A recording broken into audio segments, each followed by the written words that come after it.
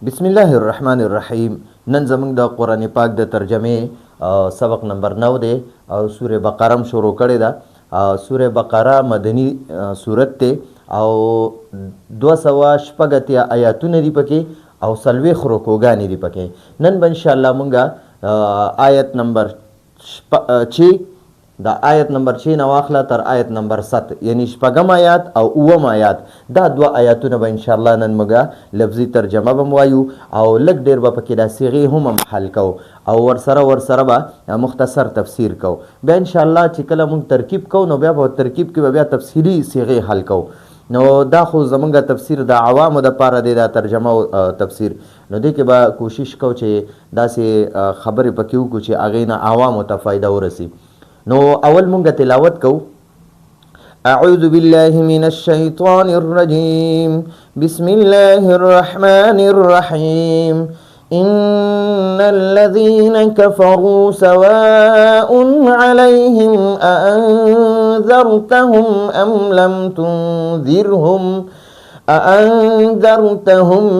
لم تنذرهم لا يؤمنون ختم الله على قلوبهم وعلى سمعهم وعلى أبصارهم غشاوة ولهم عذاب عظيم صدق الله العظيم. اوس مونږه د ان چې کوم ځای کې مونږ راځي نو د دې به معنی وي بېشکه یا یقینا بشکا تحقیق. دا درې معنی به اکثر کوي. نو یقینا یا بشکا الذین دا الذین چې دی کنه الذین دا د الذی جمع ده. الذی د یو کس د پاره راځي الذی او د دوه د پاره راځي اللذانی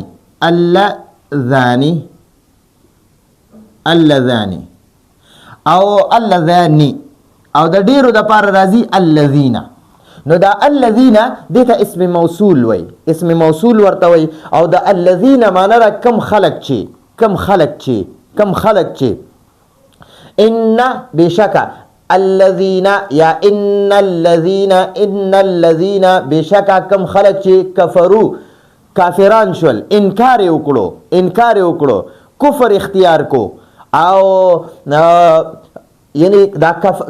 کفرو چې ده کنه کفرو دا د کفاره جمع ده. دا کفاره دا فعل ماضی ده. کفاره معنی ده یو سړی انکار وکړو یا یو سړی کفر وکړو. کفاره د دې تسنیه راځي کفرا دا الف ورسره مخې ته راځي. د دې معنی ده دوه سړو کفر وکړو یا دوه سړو انکار وکړو. او د دې جمع راځي کفرو معنی هغې ټولو انکار وکړو. نو ان الذین بشکا کم خلق چې کفرو کافران شول انکار وکړو. کم خلکو چې انکار وکړو ټیک شوه. سواء برابر ده یا یو خبره ده. نو سواء علیهم سواء معنی ده برابر ده یا یو خبره ده علیهم په هغوی یعنی د هغوی په حق کې یو خبره ده یعنی برابر خبره ده. دا حمزه نه دی، حمزه دا استفهامیه دی یا مصدریه دی. خو دلته استفهامیه چې مونږ واخلو او د دې یو جمله ده یو آیات دی په هغې کې دا حمزه م راغی او ام راغی ام. نو بیا به د دې معنی مونږه کوو کچرته. د دې حمزه معنی به مونږه کوو کچرته دا ام نه وی راغلی که نه دا ام نه وی راغلی. نو بیا به د دې حمزه مونږه معنی کوله آیا انذرتهم ته هغوی یارې هغه سوال خلق کوي کنه یعنی آیا ته دا پلانې یارې نو دغه شانته بیا معنا راتله. خو دلته پکې ام راغی کنه نو د دې دا حمزه چې دی د معنی به اوس مونږ کوو کچرته. انذرته تا او یرول هم هغوی یعنی هغوی دی د دوزخ د اور نه او یرول دی د الله پاک د عذابونو نه دی او یرول. ام یا که لم تنذر تا اونه يرول هغوی اونه يرول لا يؤمنون هغوی ایمان نه وروړي هغوی خبره نه مني هغوی منکرین دي نو ګورئ ان الذين بشک کم خلق چې کفرو کافران شول یا انکار وکړو کوم خلکو چې انکار وکړو سواء علیهم سواء معنا ده یو خبره ده یا برابر ده علیهم د هغوی باره کې یا د هغوی په حق کې معنا ده کچرتا انذرتا دا انذرتا نه دی انذرتا دا د فعل ماضی واحد مذکر حاضر صيغه ده انذرتا معنا ده تا او يرول انذرتا تا او يرول او انذرتو معنا ده ما او يرول که په تا باندې پیش راولي کنه دا اصل کې انذرتا دا سره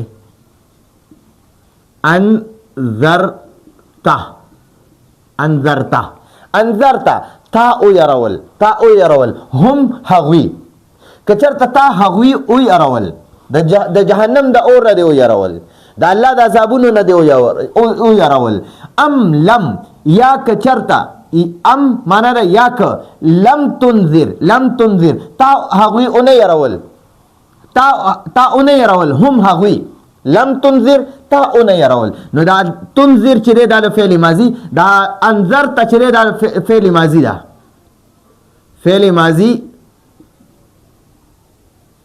فعل ماضی واحد مذکر غائب صيغه ده واحد مذکر حاضر صيغه ده او تنذر چې تنذر دا د فعل مضارع ده فعل مضارع او عمدق واحد مذکر حاضر ده واحد مذکر حاضر تنذر معنا لم تنذر معنا تیارې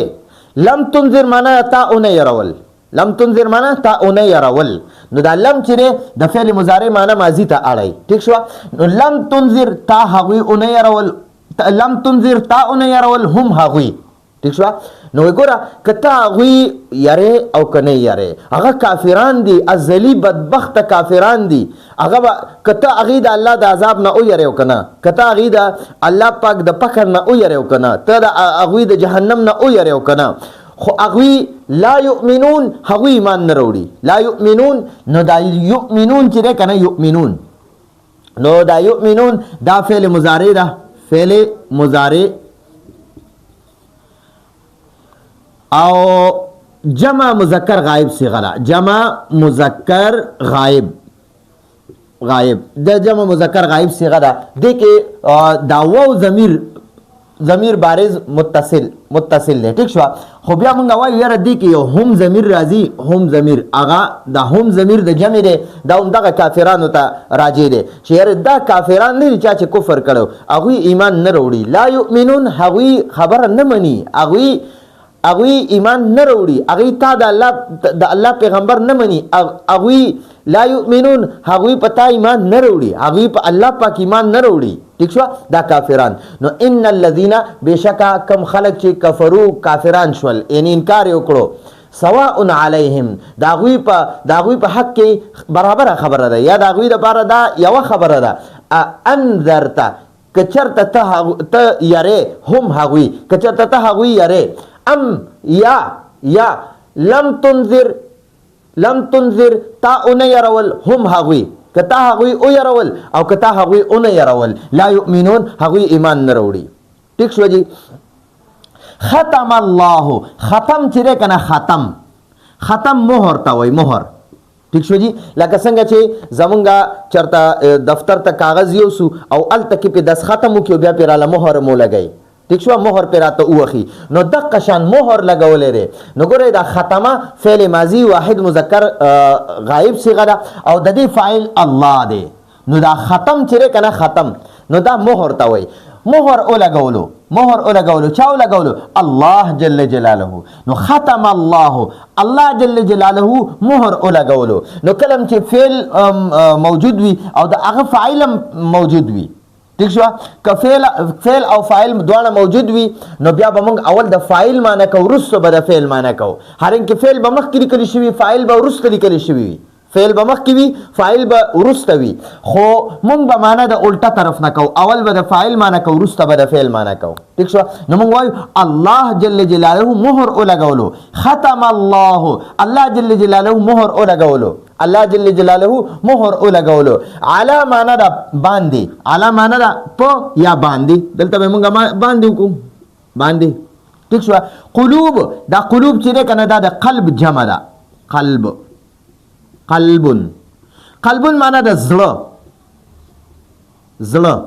او قلوب معنا د زړونه نو دا قلوب جمع ده او قلب واحد ٹھیک شو نو دلته قلوب راغی قلوب او په ترکیب کې دا قلوب مضاف ته او دا هم مضاف الیه دی ٹھیک شو نو دا هم چې دی دا مضاف الیه دی او دا قلوب دا مضاف ته ٹھیک شو نو موږ اول د مضاف الیه معنی کو او وروسته د مضاف معنی کو قلوبهم د هغوی زړونو علا معنی دا باندې ٹھیک شو نو ختم الله مهر لګولو علی قلوبهم د هغوی زړونو باندې علی قلوبهم نو اول به د هم معنی او کې بیا به د قلوب معنی او کې اخره کې به د علا معنی کې ٹھیک شو نو د هغوی زړونو باندې ختم الله جل جلاله مهر لګولو علی قلوبهم د هغوی زړونو باندې دا هم چې هم د کافرانو ته راځي دي چې د دې کافرانو په زړونو الله مهر لګولې ده دا د څه وجه نه دا د الله سخت نافرمانه او دی خو ارس لیدل پیغمبر لیدلو چې دا حق ته او د الله کلام لیدو چې دا حق ته او د هغه ټول معجزې لیدلې چې دا حق دي او بیا هم دی پاغه غور او فکر نه کولو سوچ په نه کولو نو الله پاک فرمایل چې ختم الله علی قلوبهم ای زمان نبی کته دا کافران د زما د اور نه زما د نیولو نه زما د سزاګانو نه یری او کنه یری خو دوی ایمان نه وروړي وجه سره ختم الله علی قلوبهم الله د دې په زړونو باندې مهر لګولې ده ٹھیک شو نو دا قلوب ولې مخکې کو په سمع باندې او په بصار باندې ځکه چې دا زړه نه دی زړه دا د ټول بدن بادشاه دی دا د ټول بدن سردار دی رئیس د سترګو د غوږونو د دماغو د لاسونو د خپو د اعضاء او جوارحو د ټولو سردار زړه دی نو کله چې زړه د الله نه ویریږي نو دا ټول اندامونه به د الله نه یریږي که زړه د الله نه یریږي کنه نو بیا ټول د الله نافرمانه وي نو حدیث کې راځي و اذا صلحت جسد كله و چې کله دا زړه ټیک شي کنه نو د وجود ټول اعضاء او جوارح به ټیک شي و اذا فسدت کله چې زړه فاسد شي و اذا فسدا چې کله دا فاسد شي دا نافرمانه شي دا ګنده شي سخا شي پلید شي نو فسدت نو ټول جسم فسدت جسد كله نو بیا د انسان ټول بدن دا پلید شي سخا شي فاسد شي مردار شي دا الله د نافرمانیانو نه چې کله انسان ګناه کوي د په زړه باندې یو تور ټاکې لګیږي که دا توبه ونه باسي دا ټاکې غټیږي دا بیا بار ګناهونه کوي د ده دا زړه بالکل تک تور شي چې کله زړه تک تور شي د الله د نافرمانیانو نه نو بیا د انسان ته ګناه اډول ګناه نه ښکاري او د الله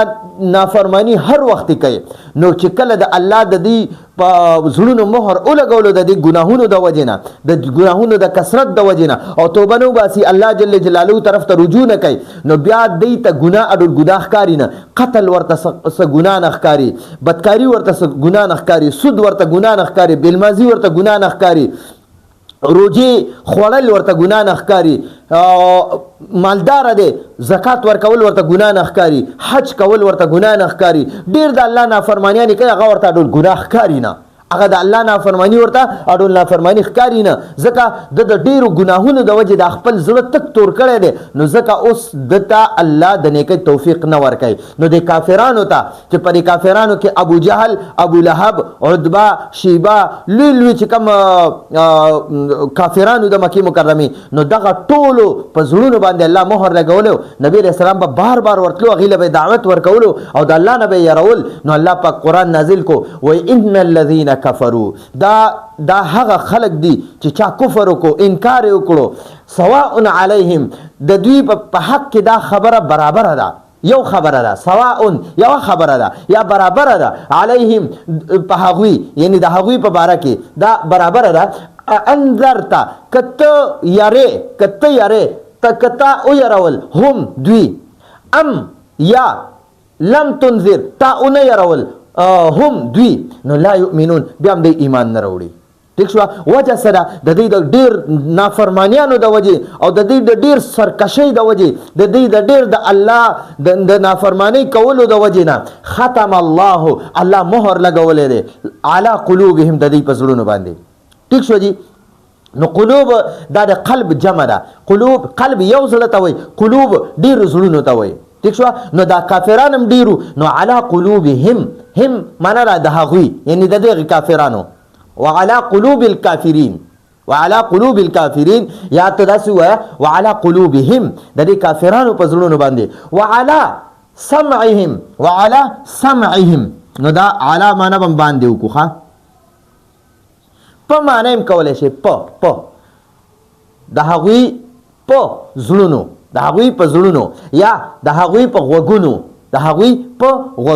خو که موږ داسې ووایو د هغوی زړونو باندې یا د هغوی غوږونو باندې الله مهر لګولی دی. علا معنا د باندې، واو معنا د او ټیک شوه، او علا معنا د باندې. سمعون چې دی سمعون دا د سمع یسمعو د دې سمع یسمعو باب نه مصدر دی. مصدر د معنا د اوریدل ٹھیک شو. لفظی معنی دا اوریدل خو دلته دا اوریدل پس کیږي په غوږونو. ٹھیک شو. نو دلته غوږونه مراد دي او هم د هغوی یعنی دا کافرانو. ٹھیک شو. نو دا سمع چې دی سمع دا مضاف دی، مصدر مضاف دی، او دا هم چې دی دا مضاف الیه دی، مضاف الیه.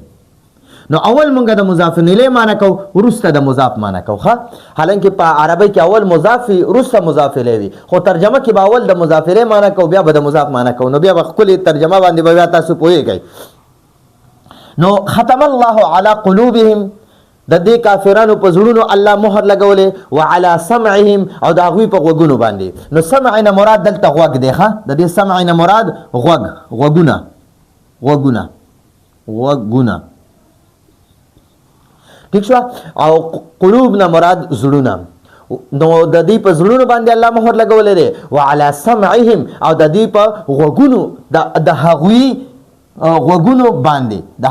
غوږونو باندې ٹھیک شو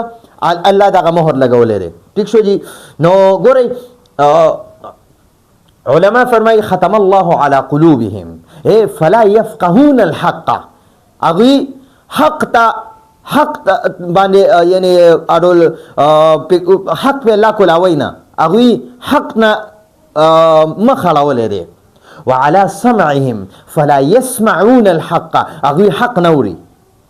حق نوري. وعلى ابصارهم غشاوه ابصار چې ابصار وعلى معنا باندې اغوی دا علا معنا دا باندې. ابصار چې کنه دا ابصار دا مضاف ته او دا هم چې دا ولا مضاف الیه دی، مضاف الیه. ٹھیک شو. او دا ابصار نه ابصار دا ابصار د بصرون جمع ده. بصرون نظر ته وای، خو دلته مراد سترګې دي. سترګه دلته مراد څه شی دی؟ سترګه. ځکه دا خلک قتل په سترګه کوي که نه، نو دلته مراد سترګه ده. او ابصار د دې بصورون جمع ده، د دې بصورون جمع ابصار راځي. ابصار ٹھیک شو. بصورون معنا ده یو سترګه، ابصارون معنا ده ډېرې سترګې. نو د دغه کافرانو په سترګو باندې غشاوتون پرده ده. ٹھیک شو. وعلى نو موږ داسې وایو اول به د مضاف الیه معنی وکړو، بیا به په دویم نمبر ورپسې د مضاف معنی وکړو، او په دریم نمبر به ورپسې بیا د اعلی معنی وکړو. نو موږ به وایو د هغوی سترګو باندې او د واو معنی به او کې وعلى ابصارهم او د هغوی سترګو باندې غشاوتون پرده ده. یو خاص قسم پرده په الله پاک لګولې وه چې دا یعنی د حق نه دا حق ته نه کتل. نو د دې د وجې نه قرآن کې الله پاک وایي وعلى ابصارهم غشاوتن، وعلى ابصارهم او د هغوی په سترګو باندې غشاوتن پرده ده. نو مفسرین وی فلا یبصرون الحق هغوی حق ته نه کتل چې پیغمبر صلی الله علیه وسلم حق ته پیغمبر صلی الله علیه وسلم له چې الله پاک کوم قرآن ورکړی دا حق دی د قرآن به په خپله اورېدوم د نبی علیه السلام شاته به ولاړو قرآن به اورېدوم ښه ورته پته م وه چې یاره دا دومره عظیم شان کتاب دی چې موږ یې اورو زړونو ته راته سکون میلاویږي خو بیا به هم هغوی د ډېر عناد او د حسد او د بغض او کینې د وجې نه کفر وکړو او نه به یې منلو ولهم نو دلته کې د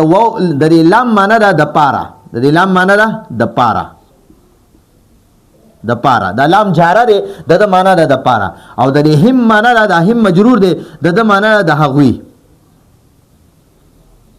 د هغوی نو موږ به معنی داسې وکړو اول به د دې هم معنی وکړو وروسته به د پاره معنی وکړو د هغوی د پاره عذاب عظیم دا عذاب نه دی دا موصوف دی په ترکیب کې دا څه راځي موصوف زه تاسو په ترجمه پوهیم ترکیب دلته نه کوم ترکیب به انشاءالله موږ بیا وروسته په بل ویډیوګانو کې کوو صرف ترکیب دی هغې کې ترجمه او تفسیر نشته دلته صرف موږ تفسیر او ترجمه کوو عذاب چې عذاب دا د الله جل جلاله سزاګانو ته وایي نو دا عذاب موصوف دی او عظیم د دې عذاب لپاره صفت دی ٹھیک شو جی او دا عذاب چې دی کنه عذاب دا سزا ته وایي سزا د الله جل جلاله سزا ده سزا او عظیم معنی ده ډیره لویه ډیره